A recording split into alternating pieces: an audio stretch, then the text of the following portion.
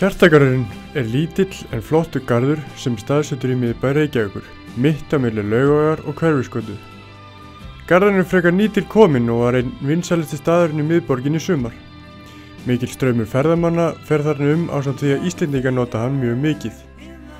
Garðurinn er í eigu fasteignafélagsins Reitir og samkvæmt nýjasta skipulagi á að rífa niður 4-6 hús og reisa þarna verslunarhúsnæði ásamt fjölda íbúða.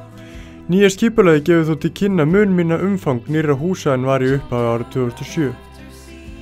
Árið 2011 var Hjartagarðurinn ein ruslarúfa og eitt stórt líti á Reykjavíkurborg.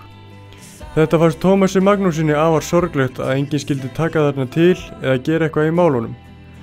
Tómas og konan hans, Tanja, fóru því á stúfana og stofnuðu Facebook-hóp og báðu almenning hjálp við að taka þarna til. Áður langt var gengið á sumarið var búið að breyta garðinum úr ruslahaugum yfir í lifandi og flottan garð, þar sem fjölskyldan gat komið saman og notið samveru ásamt því að drekka í sig menninguna.